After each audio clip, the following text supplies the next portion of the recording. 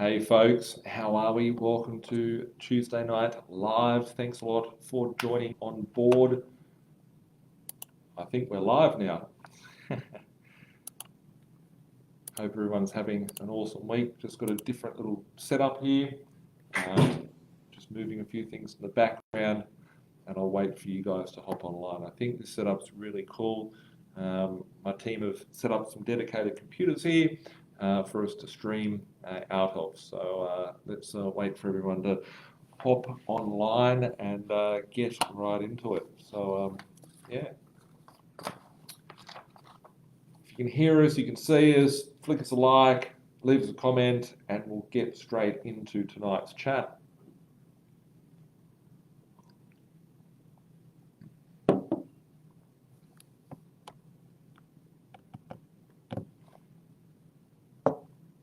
Can hear us, maybe you can just drop a little comment in there. I'm using a different sort of webcam today, which is a bit different than the one that we usually have.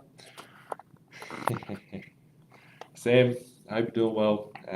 Maybe we can get into that as a comment for today. But as for things from their playbook, Scott says, what's really going on with all the media cover-up? I've got something amazing to share with you today. And I'm glad you guys are asking. So I'm going, whoa,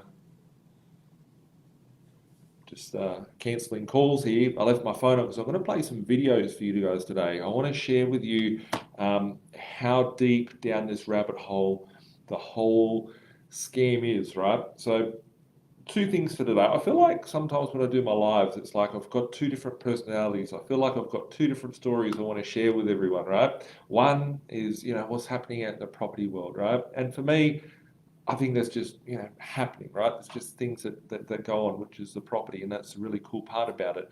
But it's the deeper down to the roots is why is the property going up? Why is the assets going up?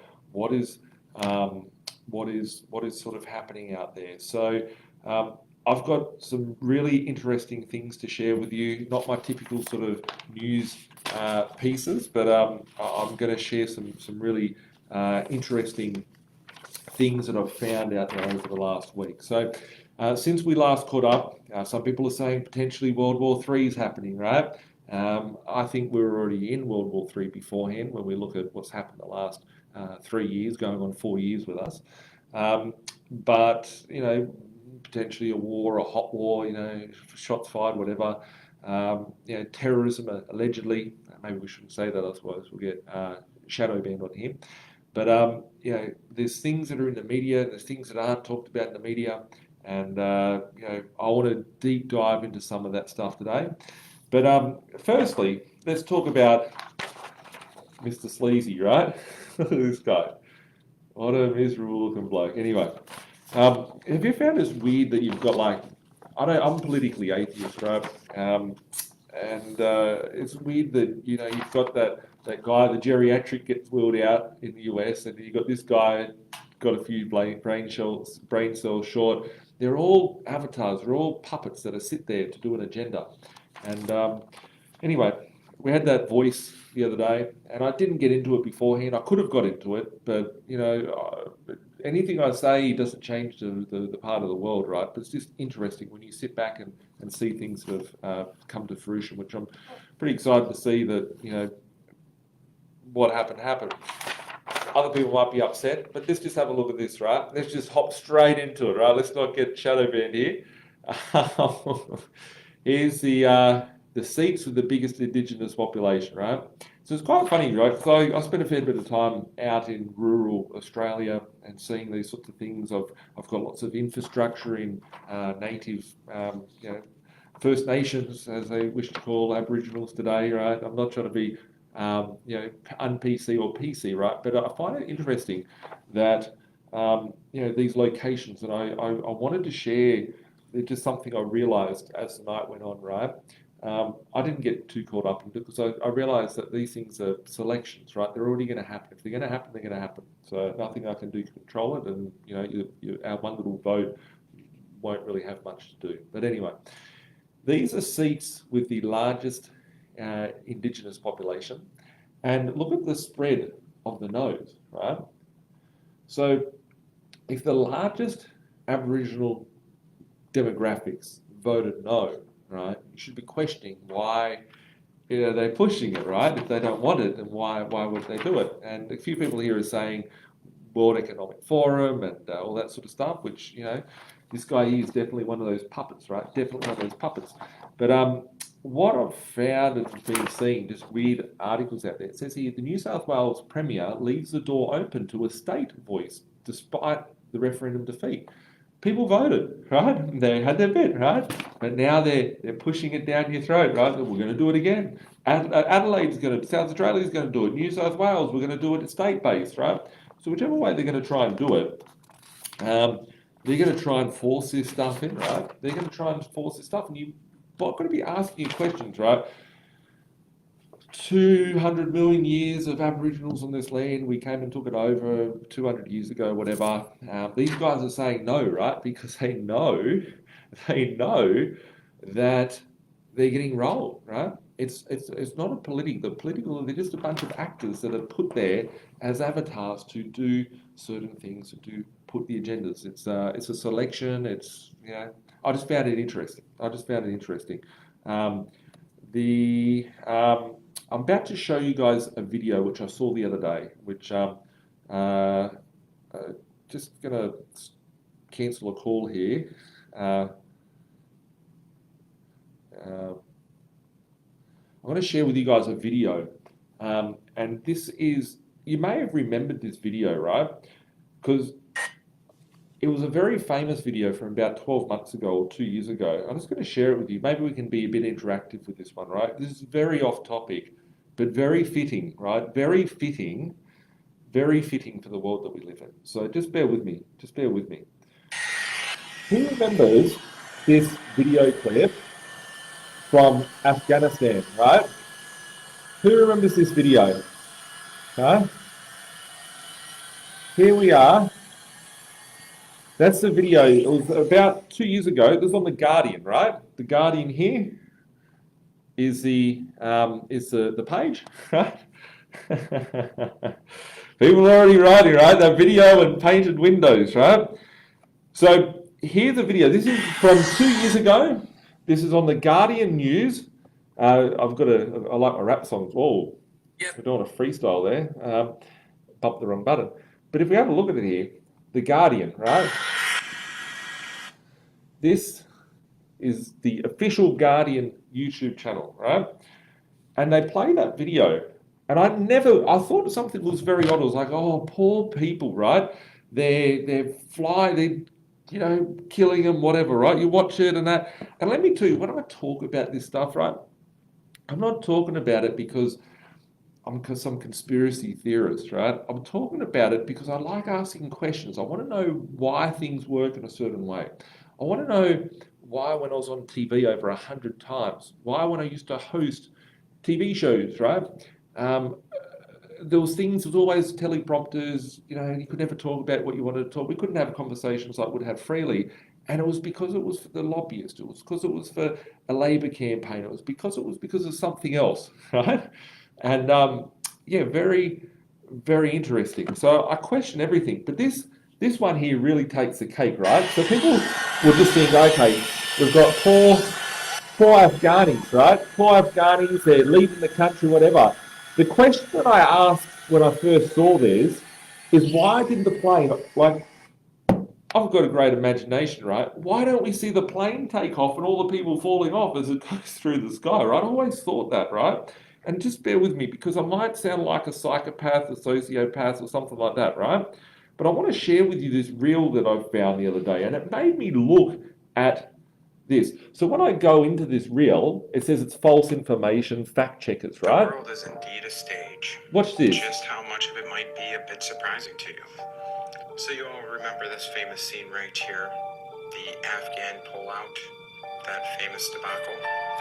Do you guys notice anything strange about that C-17? Let's watch that full clip and see if you can notice it.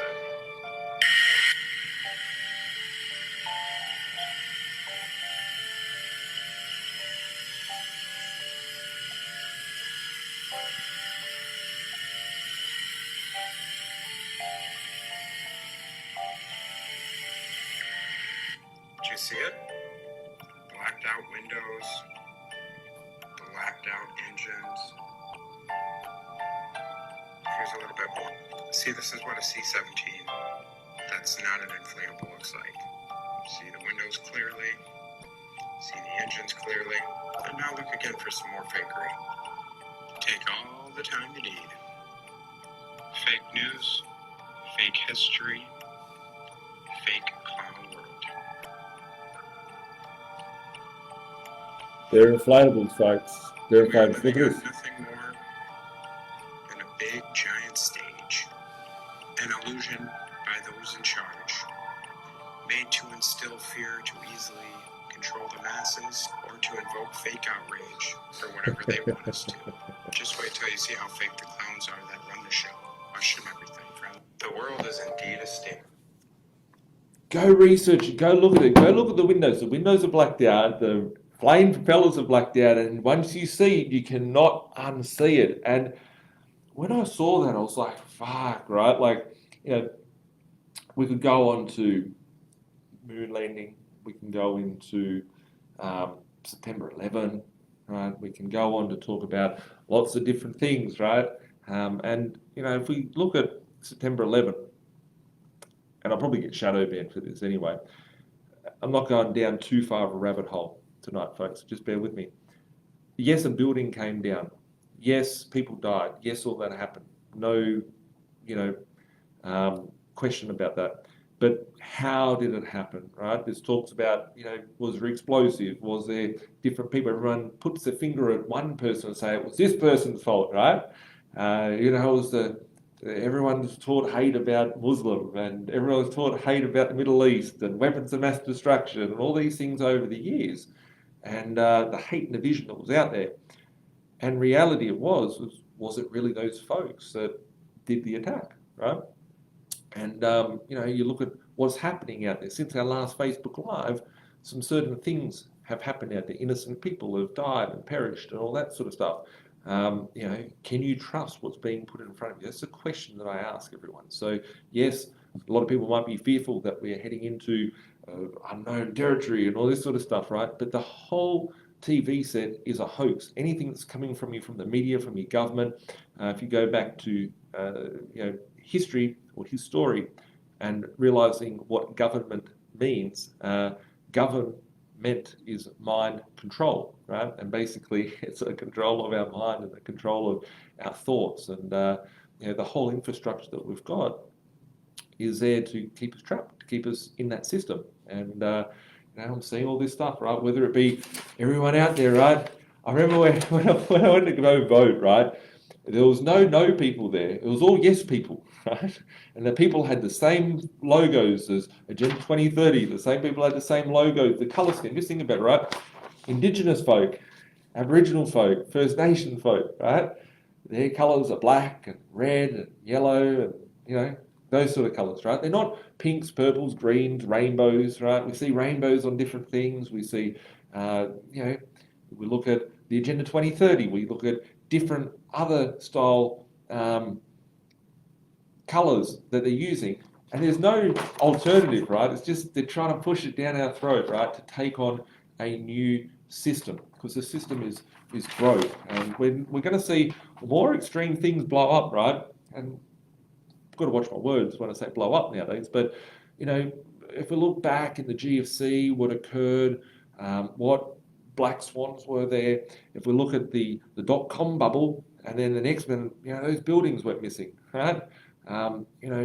Where's the war coming from? Where is it going to work? Who's the power play here, right? Who's taking the land grab? Where's the land grab coming from? They're the things you need to be questioning. And, I'm not getting into one side or the other or one location or another. It's sad on all fronts, right? And violence isn't good. But, they're just innocent people that are caught up in, those videos that I shared with you. There's like 200 Afghanis running towards this plane and jumping on it, right? The 200 Afghanis that were in that video on the news website, they are all actors. They are all actors, right? This whole thing is a stage. The whole thing is a stage. So just be mindful of that. And the reason why I share it with you is because fundamentally, the whole system's broke. You look back at 2001. What happened after that? We had the biggest boom the world had ever seen. We look back at 2007 and 8. What happened after that? The biggest boom the world had ever seen. We look at 2020. What happened after that? Right? The biggest boom the world had ever seen. We're here in 2023. They blamed it on, right? They blamed it on, China.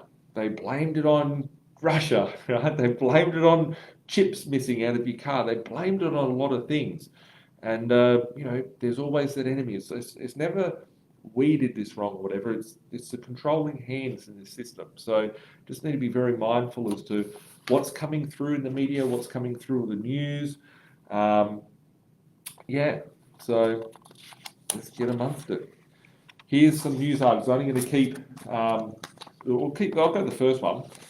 Once again, our digital currency, right? Everyone's going, got to love our Lord Savior, Elon Musk. Let's have a green car. Let's have green energy. Let's do the right thing for the economy and the world, the environment. That's the word I'm looking for. And get an electric car, right? Those electric cars, what are you going to plug them into? How are you going to get it back? It's a control mechanism, right? You take away the cash, you take away the checks, you take away anything outside of that system, and then you're trapped inside that system. You can't ever exit that system. So, scrapping checks, right? Another thing that's out there. We'll look at what's happening here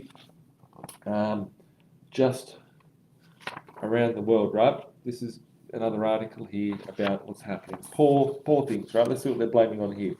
Vulnerable to shocks. The RBA is warning to Australians at risk of financial ruin amid a cost of living and housing crisis. Poor people, right? People are the ones that always get hurt, right? That's what happens, right? It's the system, it's the controllers, the rulers that comes through. Cost of living and housing crisis. An alarming new report from the Reserve Bank of Australia shows there are 6 months going to be very tough for many of us. The Reserve Bank is a stark warning about the number of Australians at risk of finding despair in the months ahead, with a spike in homeowners falling behind in their mortgage repayments, skyrocketing interest rates, the cost of living crisis have decimated household budgets in the past 18 months, seeing many forced to deplete their savings to get by, and it's taking the power away from the people. The money is nothing, it's just a belief system out there. That's what money is. People are losing their money, so then they'll have no money, so they'll be at mercy of the system. The system can give them extra control mechanisms, can make things a lot tougher for people. Rising number of Aussies, financial stress. The report showed number of people falling behind. We read that already. A small but rising cohort are now on the cusp of early stages of financial stress. I never imagined that. No shit. Where are we here? National Debt Helpline. The RBA concedes there are risks ahead. The vast majority of mortgage holders have been able to continue meeting ever higher repayment costs, but they've been forced to make significant sacrifices. So think about it this way, right? I look at cars often, right? And cars now are falling in value. So the cars that are out there, everyone's like, the car Datsun 1600 is worth this, and it's gone up, it's done this. There's no one out there to buy cars now because no one's got any money, right? And this is how trickle-down economics works, because now that there's no liquidity in the system, everything's starting to seize up. And how do they get more liquidity? They've got to find a way to inject this liquidity somewhere amongst the system, whether it be selling arms, selling weapons, whether it be, buying stuff, blowing out government budgets, right, to try and get that liquidity in the system to go around. The system is bust, it's kaput, just like those war tanks that we saw just beforehand. People are, it says here in this part, this is because some houses have gained additional work, reduced discretionary consumption, or drawn on savings buffers. The income and savings positions of borrowers have allowed most to continue to meet their essential expenses and mortgage payments. Very few have fallen behind on their loan repayments or sought temporary loan modifications. In the event the borrowers become unable to service their loans, only a small amount would be negative equity on their mortgages. As a result, losses to lenders are expected to remain low and manageable. Many Australians are able to squirrel away savings, and borrowers are sitting on decent levels of equity in their homes, meaning most will remain placed to manage the impact of higher inflation. So they're saying that even though things get tougher, you lose your savings and all that, you've still got equity in your home, so you can go and get that equity out. But if you don't service with that equity, then it's a different story, right? But it's looking for those little bits in between. The rise of the working poor. Charities say they are shocked by the volume of requests to help from Australians who are employed full-time and have otherwise strong household incomes. St Vincent de Paul in New South Wales said its members have provided assistance to 86,000 across the state so far this year. We're seeing a new demographic of people turning to charities for support over the past 18 months. St Vinny's New South Wales spokesperson said. It has been very concerning to see a growing number of people in employment and families on dual incomes reaching out in a time of desperation because of cost of living. Historically, the people who sought assistance have faced more acute and visible forms of hardship and homelessness. However, in recent months, the more increasing demand of assistance, people's stable work has been quite alarming. So it just goes to show that we're now in a position, what's this here? We're now in a position where the average working family has to go to places like St Vincent de Paul and all that. So there becomes a point when something snaps, and that would be like September 2007, October 2007, and whenever there's a financial crisis, it always happens around the September, October sort of months, because that's when reporting comes out and fears come out and liquidity gets drawn and all that from global markets. So it's just an interesting point in time, and a lot of people think, when's the crash going to happen, when the house price is going to fall, and it's not happening, right? Because there's other levers at play here. So we think interest rates is one thing, but reality of it is it's just lifestyles which are being suppressed here. What I mean by that is people can't afford the second car, people can't afford to not work two jobs, etc., etc. But is that going to stop the market from going up? Well, we've just brought in 600,000 people to this country this year, and we'll probably get to 800,000 over the course of 2023 and 2024. And it's just looking at the demographics that are out there and their stats from the government, from their own, the belly of the beast. So if we look on the back of that, we think, what does 800,000 people look like over 2 years? You've got the builders going broke, no one can get loans, less houses coming out of the ground, etc., etc. The size of 600 or 800, let's go around locations, right? Just ones that I've got on the top of my head here. Northern Territory, 200,000 people. The Queensland, Southeast Queensland corridor, about 500,000 people. Townsville, 200,000 people. Tasmania, or in Hobart, 200,000 people in the city. So we're looking at like four large capital city, or four large cities of new population coming to the country, and no one's talking about that as an issue. And I see these are just posts, right? These are just posts from people out there. This one here is from SQM Research. It says media release. Australian residential property rental vacancy fall back to 1.1%. The largest falls in rental vacancies recorded for regional Australia. Surprise, surprise, right? You always want to be at the party before it starts, right? Because then you can pick up, who wants to go to the party when the lights come on and all the good-looking girls have gone home, and you're picking up the dregs at the back of the club. I don't even go to clubs, but anyway, that's where the market's at. Who wants to be at the party beforehand? After it, we're sitting here looking at rents rising, right? You want to be there before things happen, and the writing is on the wall of where opportunities are and what is happening, what's coming to us right now. So it says here, combined national rents rise at 1.6% for the past 30 days to October the 12th. Gives a link to the article there. And this one here, I think this is some politician or something, I don't know this bloke, but he's commentating on it. Here's the post here, it's off Twitter. It says here the national rental market continues to tighten, and going forward, based on falls in rental listings in October to date, we could see a record low in rental vacancy rates, currently standing at 1% for this present month.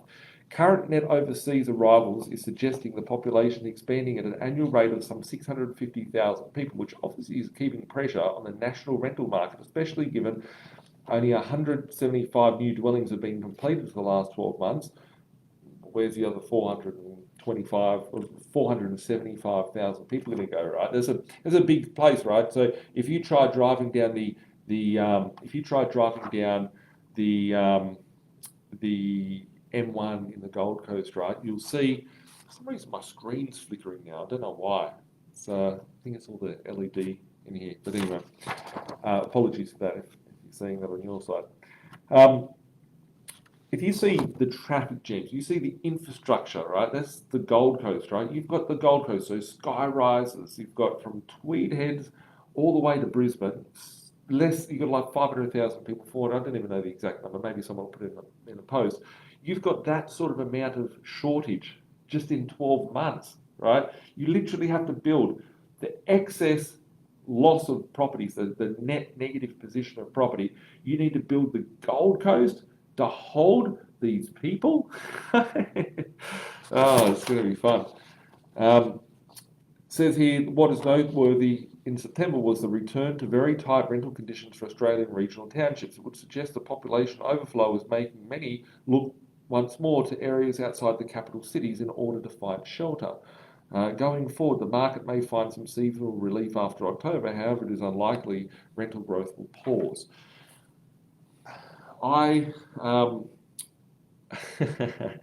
Exactly right. Nate says here, love my regional areas, but I bought before the lights came on. Exactly. Right?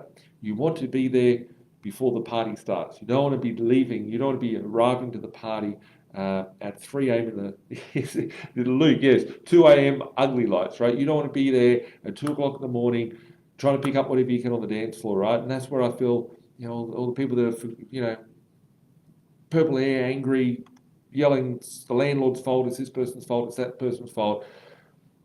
The writing's on the wall. There's going to be strong hands, there's going to be weak hands, right? They can say it's this person, they can say it's that person. The media can come out and say whatever they want. But facts, stats, they don't lie, right? Numbers don't lie. That's the really cool part. So just understand those numbers out there. It's an exciting time to be alive. I know a lot of people are scared, a lot of people are excited. Every month I get the opportunity to put up rents around the country. I'm waiting for, ABC or someone to come out and go, this guy's a prick, right? Or whatever, right? How dare he, right? But I get the opportunity to put up rents for owners, right? They're people that have bought the properties and it's just market. And when I put the rent up, it says here, Basting says, what's the moral of the story? I don't like rate hikes. Exactly. No one likes rate hikes, but it's a part of the system.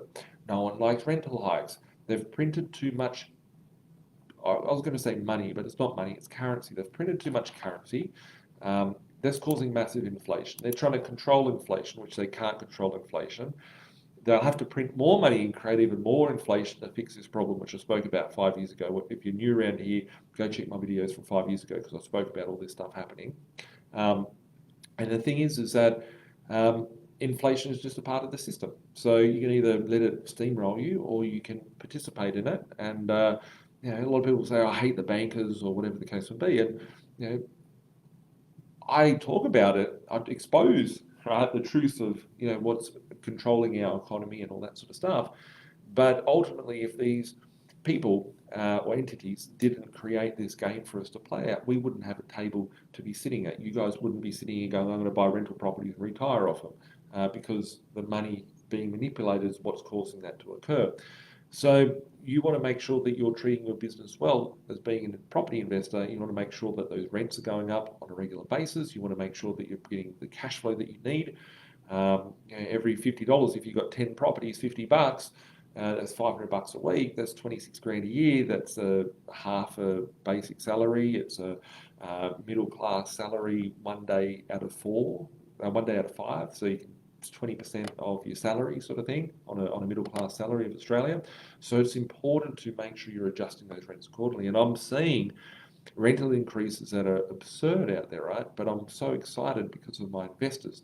I see some of my portfolios, and I don't like. I've helped out 15,000 properties in the last 15 years of doing this business. So me having personal contact every day, week, month with every investor, I try to keep in contact as much as I can with you guys. But if I don't, I look at when I'm putting up your rents and I'm like, wow, I remember this guy bought 15 properties going back 6 years ago, and it was like, oh, it was tough at the time or whatever the case may be. But those properties that you bought for 200 grand, that are renting for $300 a week, that are going up, massively at the moment. $300 a week rent going to $600 a week. That's an extra $300 a week. A lot of areas in the Gold Coast, a lot of areas in Brisbane, a lot of areas in Sydney. Basting said here, Homebush is ridiculously expensive with rent. I just put some rents up in Homebush, which were $400 a week up to $600 per week. I've put some very exactly right. Exactly where I'm sitting is going where all these locations, right? They were being laughed at, spat on. The boat has sailed for those opportunities because if you're paying $600,000 in the Gold Coast for a property that rents for $600 a week, you've got risk baked into that cake. But there's still opportunities out there, and people are still taking advantage of those markets. So I guess it's just a matter of finding those opportunities, identifying them, and making them happen.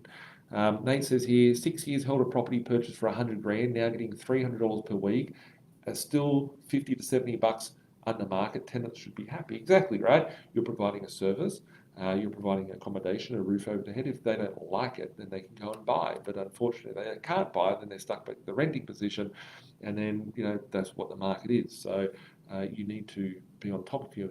It's like having a takeaway shop, and then you don't adjust your prices with inflation, and you don't want to sell a hamburger for $10 and a bag of chips for $5, and you're keeping them at $2 for a bag of chips and $5 for a hamburger, and suddenly you're going bankrupt because you haven't adjusted and managed your business property, and you're doing yourself no favour because then you're out of business, and then the market is missing you as a person inside the market. So if you couldn't afford your property, or you didn't do the right thing by keeping your rents up, then your tenants will have less opportunity to be renting a property, and that means the rents will even get further impacted and go up. So whichever way you look at it, it's a fantastic time to be alive for most of you guys in the community. So on that note, that was my rant. That was my thought about what's happening in the world with the news, the media, and be really conscious and ask questions about the things that are being told to us. I want to talk about a very important thing, and a lot of people don't realise this time of year. The heading of this is to prepare yourself for Christmas bargains. And people are like, well, what do you mean the Christmas bargains? Is the market going to crash? Is there going to be great opportunities out there? Is there something no one's seeing out there? No, it's just a typical thing that happens, right? We're now, where are we at the moment? We're middle of October, so we've got October, November, December. So we're 2 months away from everyone, going on holidays and whatever, right?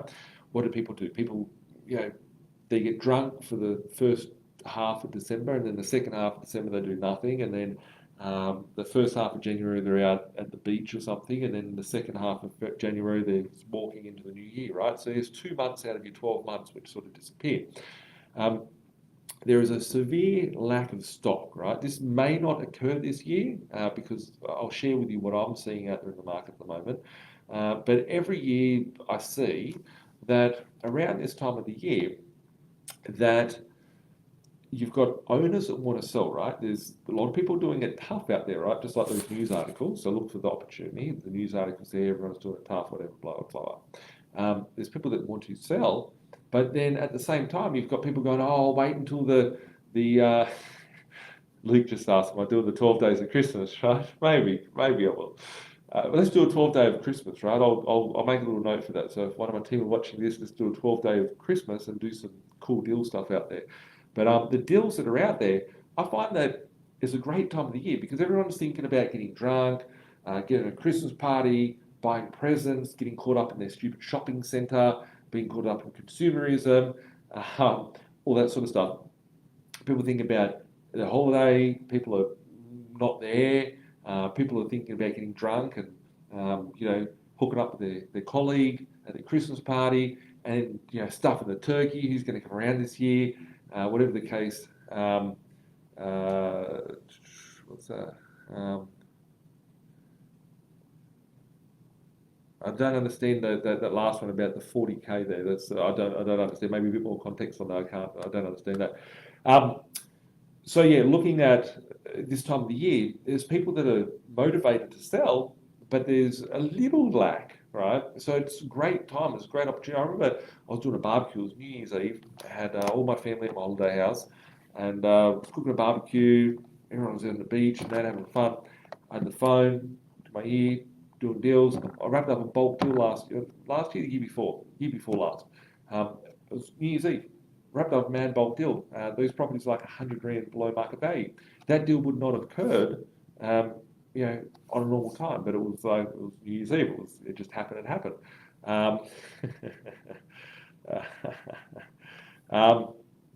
So yeah, looking at the opportunities out there, I think people should be prepared to, are you ready, right? If you saw an opportunity, what's the reality of happening out there in the market at the moment? Yesterday, I was negotiating a deal. It was a great deal, $1.3 million for a block of 6 units for my clients.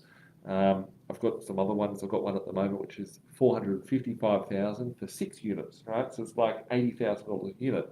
So they get really cheap for blocks of units, but this one was a decent block of units. Each one was 100 grand below market value. So I had it for 1.3, and it was worth at least $2.2 million. I knew it was going to get heated, right? So I went in unconditional. Here's 10% deposit, 4-week settlement, whatever, we'll make it happen. And went into that. The price was 1.35 or something, and that property ended up going for 1.5, right? Over the asking price, 150K over the asking price. And by the end of it, I'd been on the phone call for about 13 times in 2 hours. I hung up on the agent and I said, get fucked to the agent. So with that, right, that property went 200,000 over the asking price, right? I'm seeing like probably the last 2 to 3 months I've negotiated, signed contracts on deals, right? My clients have signed contracts on about 300 properties. And we've lost probably 200 properties per month. So 2/3 of deals that we accept the price, get a contract, say yes to the deal. By the time we sign that contract, get it back. It might be a period of 6 hours, might be a period of 3 hours. Negotiate the deal, get a client to go onto it, send the contract, sign it, pay the deposit, get it back to the agent. In that period of time, deal's gone. Someone else has come and paid over the asking price. So that's what's happening out there. And you've all probably got similar sort of experiences out because it's very hot markets out there. The news is now coming out saying we're in a new property boom, right? With the highest interest rates. So if we're in a new property boom and we've got the highest interest rates of a decade, right? What's going to happen when those interest rates reverse and they reverse monetary policy and the rates come crashing down? What's going to happen to the market then? Because people can get in there. If all you guys watching this video wanted to buy a property, why aren't you buying a property at the moment? Most people are like, I don't have the deposit, I don't have the loan, I don't have the servicing. That's probably the 70% of you guys that are watching this. The other 30% are like, oh, I'm just learning about property, whatever the case may be. So if you've got that amount of people that want to do but they can't do, what happens when monetary policy shifts and everyone can go into that market? It's going to get heaps hotter. So if you have a glitch over a period of 1 or 2 months where there's less people out there, it becomes very fun, and that's where opportunities are, and that's where I think it's important to go through what are we can talk about 12 days of Christmas, but the real reality of the 12 days of Christmas is where am I going to get my bargains and how am I going to build my portfolio? If you're finding it hard to build the portfolio, well then this period, go out and be active, do the deals that you need to do. Let's go have a little sip of water. But yeah, most years what I'm finding, most years is there is a lack of buyers out there. Last year there was still a consistent amount of buyers, and it could possibly be that this year. But if it's not, if you can do that deal where the agent's like, shit, because you've got to think about it, right? Everybody's doing it. If everyone's doing it tough, right? We're not seeing a crash, right? I don't believe that we're going to see the crash. But I'd love if we saw a crash because I could pick up more things cheap. I wish everyone would disappear and I could just go and buy things and, take out my baseball bat, right? I've got these really nice baseball bats. I'm not into sports, but they're just nice looking baseball bats. Imagine taking the baseball bat, going, give me another 50K, give me another 50K. I don't want to be in markets where I'm dealing with, the price has gone up 100 grand over the asking price or 50K over. But it's finding those opportunities. So just be mindful, right? Like you could be like, oh no, I'll worry about it in the new year. I'll wait until next year, or it's Christmas soon. Let's just get through that. Well, that's what most people are saying, right? So if you can do different to what most people are doing, the opportunities are there. So yeah, looking at it, if you wanted to get yourself ready, like, and go out at Christmas time and be like, hey, I want to pick up a bargain. I want to take my baseball bat and beat a vendor up and get the price cheap. I'm not instilling violence for anyone, so tongue in cheek. But I'm sure someone will probably think and get politically correct about it if they see this somewhere else. But you just, let's say it's Christmas Eve, you find the deal of the lifetime, right? Deal of the lifetime's out there. What are you going to do? Do you have your finance sorted out? Do you have the deposit sorted out? Do you have confidence to be able to make that deal and go, yep, I'll sign a contract for you?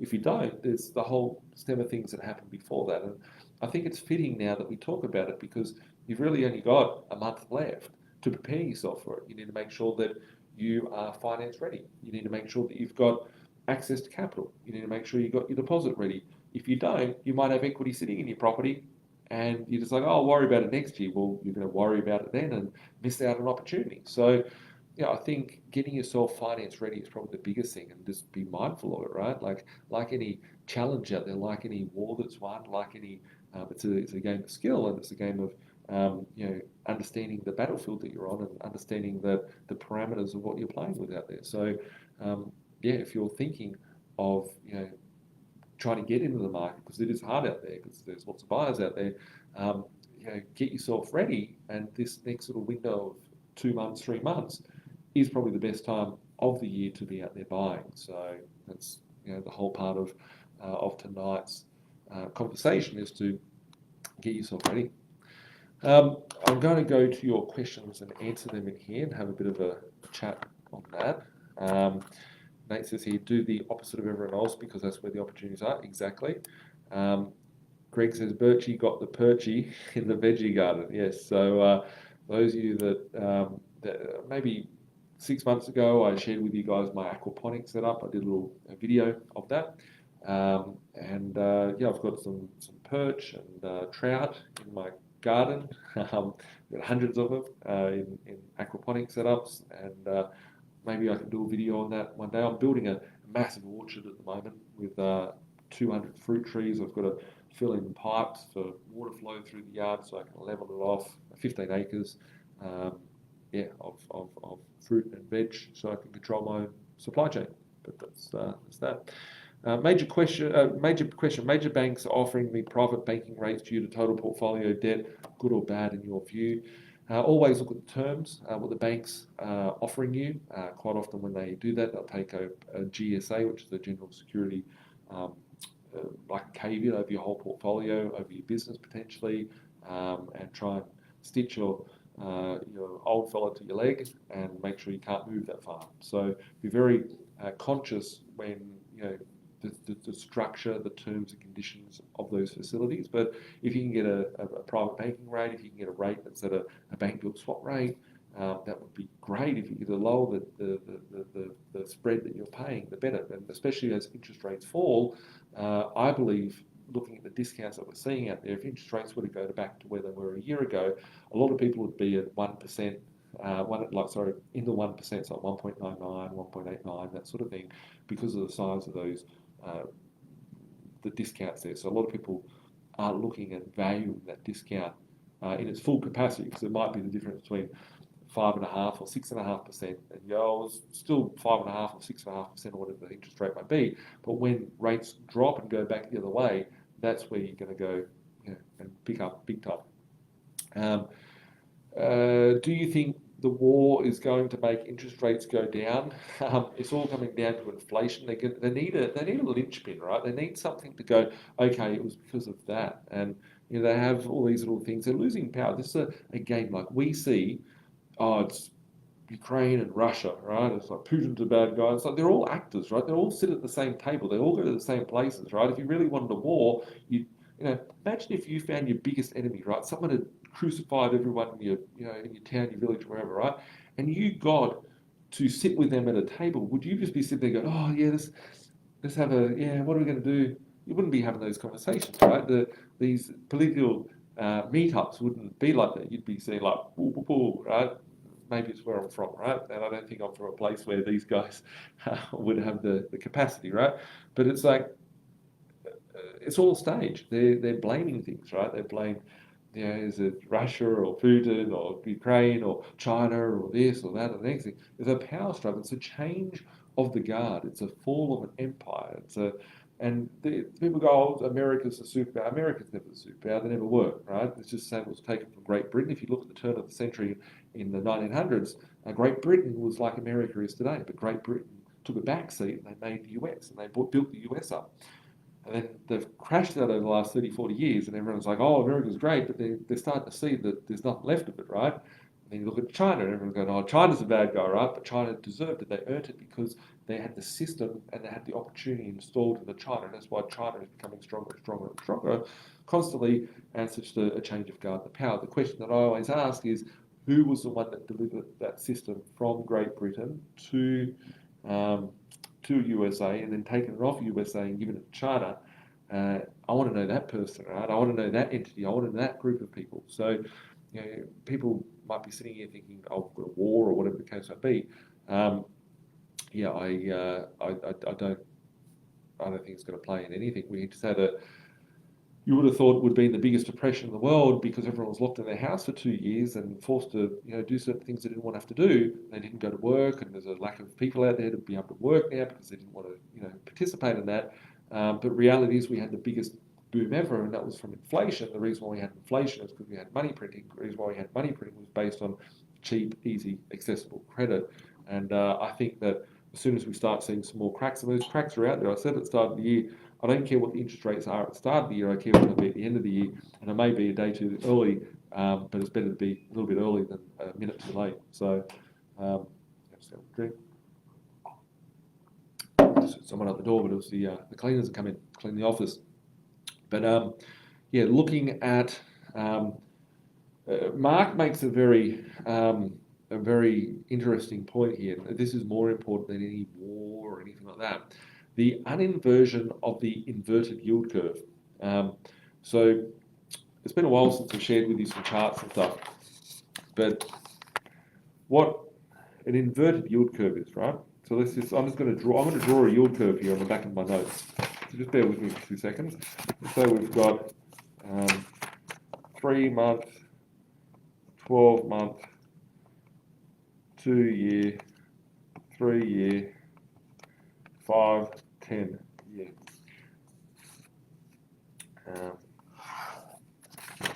So this is how a yield curve should look, right? So we've got, what is a yield curve, right? These lights flickering so bad, right? So bad. So what is an inverted yield curve? So the bond yields out there that, you know, interest rates get based upon and money is traded on and the debt is created on into the system. The 3 month is a short-term lend. So if you just pretend that the bond yield market is your fixed term interest rates. You go to the bank, you put your money away for 3 months, 12 months, 2 years, 5 years, 10 years. If you locked it away for 3 months, you'd expect to see a smaller return for locking it away for 3 months than if you had to lock it away for 5 years or 10 years, right? So on that basis, at 3 months, you'd get a lower interest rate. 12 months, you get a higher interest rate. 2 years, you get a higher. 3 years, 5 years, and 10 years. So the longer you put it in, the higher the interest rate should be. But before a recession comes and when liquidity draws out, then you have the 3-month getting a higher interest rate and a 10-year getting a lower interest rate. And that is called an inverted yield curve, where you're getting, instead of getting the interest rate that way, you're getting the interest rate, hard to see because I'm drawing, the opposite way. So a 3-month bond would be paying higher than a 10-year bond. And that's what we have seen over the course of the last 18 months. So as there's been increasing interest rates, it's been a pool of liquidity, which has caused more of the funds to go to the shorter term bonds from a risk perspective, and it inverts the yield curve, and people are running to the shorter term lens and the longer term lens. What we're seeing currently occur is that yield is getting back to where it should be in the reversal, and out of the last 14 times that there's been a yield curve inversion, there's been 13 major recessions that have occurred. So it doesn't invert that often, and when it does invert, generally 18 months after that, you'll see it go back to normal, but that's because the whole economy is jammed up and liquidity is drawn and everyone's screwed, right? It's like playing musical chairs with the lights off, and the music's going around the chairs, the light comes on, and the music stops, and you go and look for a chair, everyone is scratching their head going, where the fuck are all the chairs, right? That's where did all the liquidity go in that system. So looking at the system at the moment, as Mark said there, the uninversion of the yield curve, so it's reversing its monetary policies out there. It will be needed for the central banks to operate accordingly to that. So I would expect that we are on the eve of that big crash, and whilst everyone's going out there going, who's the Kardashian that is the hotter one, or had more makeup today, or facial surgery? Who is going to win a war? Is it going to be Ukraine or Russia? Is it going to be Palestine or Israel? Is it going to be whoever? People are distracted from the fact of we're all being robbed here, right? People are dying. Bad things are happening, but it's like, who are the controllers of that? That's the question we should always be looking at. And what moves are they doing? Because I've seen a few of you guys in here saying BlackRock, Vanguard, State Street. These companies, these big, large hedge funds around the world are actually buying up the properties, which no one's questioning, right? Who's our buyer, right? When you look at new housing estates now, someone said beforehand, what do I see happening in the future with the land and builds? Do I see a 40-year mortgage? Well, they could, right? They could just have a perpetual mortgage over the life of you, right? Which is basically what most people end up doing now. But the most important and interesting thing is these new land estates are coming out with 99-year leases. So it's perpetual leases and intergenerational leases of 99 years. So you get a lease over the land owning company would own the land and retain the ownership over the land, but you pay a small lease fee for the land, you build your house on it. And if you want to sell it, you just sell the lease, and that becomes cheaper. But it's just another layer of less ownership that people will have. And there's a reason why you're called the landlord, right? Because you're a lord of the land, and that goes back to common law. And I'll go deep into rabbit holes about the outruling of land ownership going back in a couple hundred years ago, before the introduction of the Magna Carta. But it's looking at being the landlord, you want to be able to control. And a lot of people, what things can they manipulate? This whole thing, right? We think we own all our properties. I think I own hundreds of properties. Great. I've got no debt on any of them, right?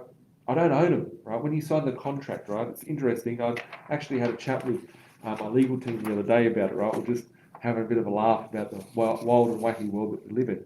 And when you sign your contract, on the front of your contract, it says tenants in common or joint tenants, right? So two people buy it, husband and wife, spouse, whatever, friends, whatever, right? Got to be very open nowadays. But whoever's buying the property, are you a tenant in common? Are you a joint tenant? Right? When you are buying the property, you are not buying the property. You are a tenant of the property. The Crown owns it, which is, the UK or the royal entity over our land. So you're merely controlling the assets during your tenure of life. So, yeah, it's just how deep do we want to look at it? Sorry if we've gone too far deep on that front. Luke says, is the Mountains Hotel your biggest project to date? Feel like it has been a long time in the making. Got lots of projects. If we look at my biggest properties, I've got far bigger properties than the Mountains Hotel. As for my biggest renovation, that would definitely be my biggest renovation, for those of you that are not aware of it. Maybe my marketing team can share some of the videos. I've been recording lots of content from that motel over the years. Not all of it I've shared, just lots of little videos and things that are happening out there. But I've got a big, about 3,000 square metre building that I've been renovating. It's got like 40 motel rooms in there. It's going to be the newest and coolest motel in the Blue Mountains that'll be opening up very shortly. And I've basically rebuilt the whole building. You can't build, I was actually looking at some stats the other day on that. And over the course of the last decade, tourism numbers have almost tripled in the Blue Mountains. Our population has gone up and doubled or whatever. So we've got more tourists traveling around. But the land locked in that area, it's a very weird location in the Blue Mountains. They don't allow any development. They don't even allow people to renovate. They don't do anything, right? And I just push through. I'm doing like for like. I'm just a little person doing their own personal renovation. So it's not stuff that needs to tick off on DAs and stuff like that. I'm just repairing the building that was there. So all the other motels that are out there, they can't build another motel like it, whatever. So it's pretty exciting, and I think it's going to be very, very profitable when it gets to that point. But it's been a long time coming. I've owned that property now for over a decade. But yeah, it's going to be the coolest thing in the Blue Mountains. So keep an eye out on that. Zach says here, I want the banks to blow up ASAP. Really keen for them to print. Next time they print, it'll be more than 15 trillion. 100%. And I like your logo there, mate. It's good. Nate says, I need Next Steps Combo Birchie, but not interested in talking to your team, of course. They're really awesome. Must be direct with you, otherwise I'll keep going on my own. Look, I don't pick up the phone and answer the phone when clients and investors want to come on board. There is a process there. You need to speak to my team. However, one thing I can say is when I do build the portfolios for my investors, whenever you see all the stories about my investors with 10 properties, 20 properties, 30 properties in a year, and I just did an event where I had, I pull up a few people, to share their stories and what they've done in the last few years, whatever. I actually don't think I share them enough with you guys in the community, but I've got hundreds, if not thousands, of people that have got double-digit portfolios that have been able to build, in 2 years, 3 years, whatnot. I don't have a photographic memory, but my memory is pretty much photographic memory. So all the data that I have over the years of the business, I still remember the deals that I've done, the price that I've paid, and I can tell my investors their portfolios before they can tell me their numbers. So when it comes to building the portfolios, I personally do all the acquisitions, I personally do all the buying, I personally do all the advice, and I personally give all the guidance to my investors. So every single person that comes onto the business and buys a property, I'm the one that's buying the property, talking to them about their property portfolio, telling them what asset I believe that they should be buying for their portfolio. So yeah, if you do want to, don't be like, hey, I'm not going to talk to you, Tim. I only want to speak to Birchie. You will speak to me if you do come on board. That's what I do. Is I spend my time working with my investors to build their portfolios. So my team don't do the buying. They don't give you the strategy. I do the strategy with you and help you build that portfolio. But they're there to help us communicate, because I can't. I've got to spread my time and focus on the things that I'm really good at. So yeah. Hank says here, speaking of actually owning your assets, you got any Bitcoin? Yes, I bought into Bitcoin at $500 and $1,000 a piece. I know how money works, I know how the system works. I wanted to create something. I was talking to one of my mates in about 2013. I was going, no, look at the Currency Act of 1959, right? And if you look at the Currency Act of Australia, just before it turned from pound to pence, the imperial system and the metric system, there's certain things, right? Look at a gold coin, it's $100. If you look at an ounce of gold, that is. If you look at an ounce of silver, it's $1. It's the nominal value. If you look at a kilo of silver, it's $30, which really is like 32.15 ounces in a kilo. And I looked at it and I was like, hang on a second, I could actually utilize those assets of that just if we could have verifiable putting in video cameras, weighted shelves, all different things to make these things. I create my own currency, which would probably get shot on. I actually had the discussions not on my phone with my friends because it was like, hey, the men in black will come and get you, right? And I had this great idea, and then about 6 months later, 12 months later, I was at a pub with a mate. It's just on the Gold Coast. We're having a holiday, and he's telling some chick, oh, I've got this card, and you can put these bitcoins in it, and they go up in value, and you can spend them. And I was like, mate, that sounds like a scam. Don't do that. Whatever. And I didn't even know what it was, and it was probably the biggest mistake I realised because then like 6 months later, they'd gone up and doubled, and that's what I got into, about $500 or $1,000 a coin. And I was like, wow, this thing doubled overnight. It sounds like a Ponzi scheme. Let's go and have a look at it. And when I went down that rabbit hole, I was like, what did I just buy, right? And I realized that it was something that could bring peace and prosperity like never seen beforehand. However, it's very corrupted. Like when you buy a Bitcoin, yes, you own a Bitcoin, yes, it's great. But people don't understand how to use it, what to use it for. They're holding on to it, and the market is very controlled, just like all other markets out there. So I'm pretty knowledgeable on that space, but I wouldn't think it's the Lord Savior though either at the same time. So I think it's good. I'm not anti it, and I've certainly got a lot of love for it. Ricky says, I was going to invest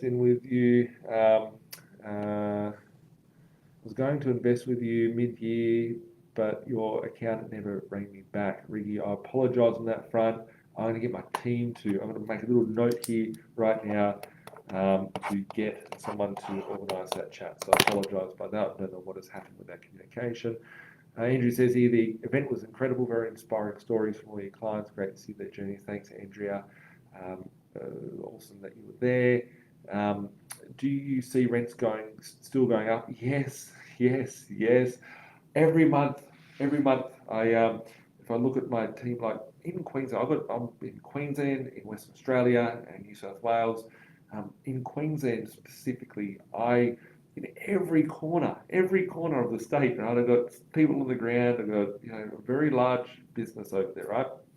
And I make sure that the team send me every month their rental increases, what their thoughts are, so I can have a look at what their thoughts are, look at the properties, and then I personally go through them and add my adjustments. Sometimes I'm like, cool, and then probably 80% of them I'm like, cool.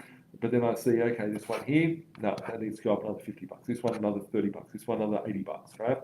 And I personally am the one that's doing those rent increases for my investors, and it's very, very exciting seeing what's out there. I don't see any of it slowing down. I think that we can keep pushing that out and there's got to be a ceiling to it, but it depends where inflation's going to as well, right? Everything's going up in value, right? So it's just a loss of our currency. So it's a great thing because it's debasement. You're paying out today's debt with tomorrow's devalued currency, which when everyone gets their head around that, it's very, very exciting. Sharma says, bit off topic, but do you stop and celebrate your wins? I've realised it's so hard to get away from the grind and enjoy the wins. Any tips? Well, it's not off topic. Like, I think that's very fitting. I used to do it a lot, but nowadays I'm just like it's like if you take your eye off the ball, then I've seen so many people that get to a level of success, right? And then they go out and their lifestyle changes, right? And when they stop doing what they did to become successful, then they just go backwards, right? There's constantly never a state of going backwards. So it's one thing to get ahead, and then there's another thing to stay ahead. And you need to keep doing what you're doing to keep pushing forward and be ahead. So I think every day I'm very blessed in life, and the blessings that I have in life are based on the choices that I've made. And I've seen times when the choices may not be as smartest, right? I've seen times where I've used to go out and celebrate a lot, right? And I look at it now and it's like, I'll settle one day, I spoke to one of the motel brokers I deal with, and I settled 4 motels in a month. And I was like, and there was like a little, it's clunky, right? Selling 4 motels in a month, like, fuck, it's a pretty big thing. And I remember asking, like, how many people have you ever done? He goes, I've only ever done 2 transactions in a year for someone. I'm like, 2 transactions in a year, right? I just did 4 in a month, right? And I did like 15 in a year. But when I see that, I'm like, yeah, that's cool. I give myself a little high five. But I'm always, pushing myself to the next level. And it's just a game. I see it as a game. So in the early days, it was more of a win. But it's like nowadays, it's like driving a car, just second nature. So it depends and define, like along the way, there's different levels that you'll rise up to. You'll be like, yeah, cool, got to push through that one, got to push through that one. And the more levels that you push through, I think it's important to acknowledge that. But don't let it, you have to get up the next day and go again and keep pushing yourself. So, yeah. But everyone's position is different. So, what have we got here? We've got some other. We're lucky Nathan takes time to help so many people with his own properties. He's always busy, always takes the team. It takes a team to do work for it smoothly. Thank you, Lisa. I appreciate that. And keep pushing with your goals and dreams. Tanya, we're doing some work and coming back to you. Sorry, I missed the event. That is okay. I saw your partner there, and we had a bit of a chat, and I said to say hello to you, so I hope all is well. Luke, Birchie, are the brokers roughly the same, or can they tweak and push things just case by case? I feel that mine unnecessarily says no based on what others are doing. Luke, look, brokers are not all the same. It's based on their skill set of what they can do. It's just like any profession out there. Yes, the bank has parameters, but it's like, how about we stack it this way? How about we stack it that way, right? Lots of people make good hamburgers out there, but there's only one McDonald's with the size of what they are. Macca's isn't just a hamburger; it's a supply chain, it's an education system inside. Getting teenagers in there and stuff like that. So as an investor, you need to look at someone that's got the skills to be able to build a McDonald's portfolio for you, not just a little corner store, hamburger shop. So as for a broker, everyone's skill sets are different. I spoke to one client today, and my team, I've got like a dozen staff in my brokerage, maybe like 15 staff in the brokerage team, and we're awarded as Australia's #1 broker, Zinger Finance, of course, and all that. And I can bang on about how great we are, but I spoke to someone, and it was always about learning, right? And we have this client which has a more strategic sort of position. I'm not going to go into any of their position, but just the way that their business was set up, it was like their accountant knew a different way that the bank would take it. So it's like, well, maybe that bank in the back end is best to be there. And it's like, everybody's position is different. It's like tweaking and finding and researching. Always see, let's just put it this way, there's less than 20,000 people in the country that have 6 or more properties in their portfolio. Most only have 1 or 2 if they have an investment property. So what is the difference between the ones that have 1 or 2 or the ones that have 10 or 20 properties in their portfolio? Most people stop buying property because they can't service. So one part is the servicing, the other part is the asset selection and making sure that that's helping you service along the way. So that's where every second person that I deal with is on 10, 15, 20 properties, because the strategy of accumulation is in line with the finance strategy. The finance strategy has to be in place to get them to where they need to be. So no 2 brokers or banks are the same. Mikey says here, can't wait for my place to sell and scrolling too fast here. Get some of those last deals you sent through are gold. Awesome, mate. Whenever you're ready, I'm here ready to help you kick ass. Rob says here, property prices are raising around Logan, the Eagleby area. Do you see that going up in the next 6 to 9 months? 6 to 9 months is too short. But I think there's a lot more room for all these markets to go, right? If interest rates drop, just think about it this way: if interest rates drop 3%, if people are paying 6% interest rate and it drops down to 3%, that means that the mortgage drops in half. If people can now afford to pay the current mortgage interest rate, when the interest rate drops in half, that means that the property price could double and people could still afford to pay the previous price. So when rates drop, what's going to happen to prices then? So I've never met someone that's happy that they sold a property 10 years ago. Most people are like, I wish I sold more. I wish I bought more properties.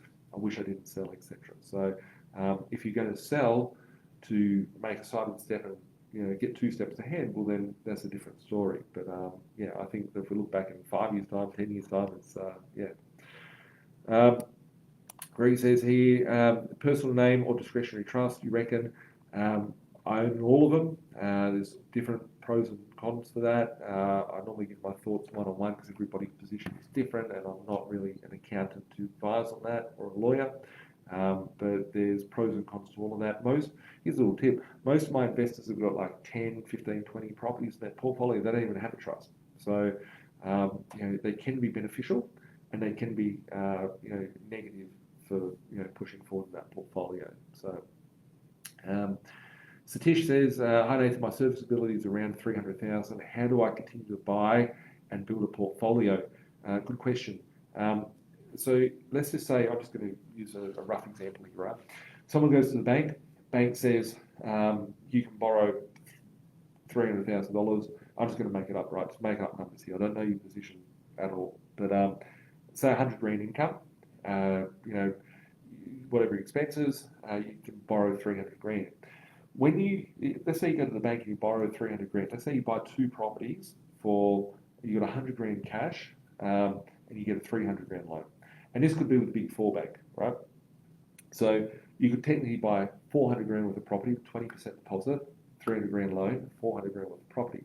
You buy 400 grand worth of property, but the bank system doesn't realize that you could buy a property for 200 grand, the rent's for $400 a week. So you buy 2 properties at 200 grand, the rent $400 a week, so it's $800 a week income. $800 a week income by 52 weeks would be $40,000 a year, rough numbers. So your income is no longer $100,000. Your income is now $140,000. So when you go back to the bank goes, here, you've got some debt here, add into our system, you can now service for another 200 grand. Right? So you go, cool, I'm going to buy another property. So most people come to me, they're like, I can only service for 300 grand. It's like, well, that's what you can service today based on your income. But we need to make sure that your rental income far exceeds what your personal income is, so we can build that stream of income up. So then, you've got 100 grand rent, you've got 100 grand income, you've got 200 grand here, you've got $1 million worth of debt, but we need to expand that rental income. So we can really big time work on that. So I've seen a couple other questions up here before him, but they may have gone. I think they've gone. Too many questions coming through tonight. 74 comments, so that's awesome. So thanks for the interaction, everyone, today. On that note, sometimes leaving it an hour is really cool. Sometimes I'll drag on and talk about a lot of things, but I'm going to leave it at that. I'm going to thank everyone for tuning in, whether it's Tuesday night that you're watching this, or whether it's another day that you're watching this or listening to this, wherever you are. Thanks a lot for tuning in. If you do want help on your position, there is a link in the comment section wherever this is on your video. Go and click on the link, reach out to my team, have a chat with them. I do all the strategy in the back end of the business. I work one-on-one with my investors to build out their portfolios. So speak to my team, see what they can do. I've got a very, very experienced team, and they specialize. Like my clients don't get to 10, 20 properties by chance. They don't wake up, they're like, I've got there, don't know what I did. I was just sitting in bed and that's what happened. They had the right team around them to get there. So reach out to my team, have a chat with them, and happy to help wherever we can. Just remembering, as the topic of discussion today, I feel like I talked a lot about your questions and answers, which I'm really excited that I got to interact with you guys tonight. So thanks for that. I spoke a lot about the start of don't trust the media, it's all a scam, and all that sort of stuff.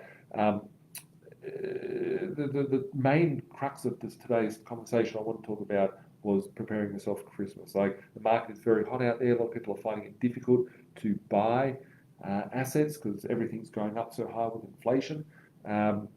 This is the opportunity out there. So get yourself prepared from a finance perspective. Get yourself prepared mentally. Be like, yeah, cool. I've got some goals I need to hit.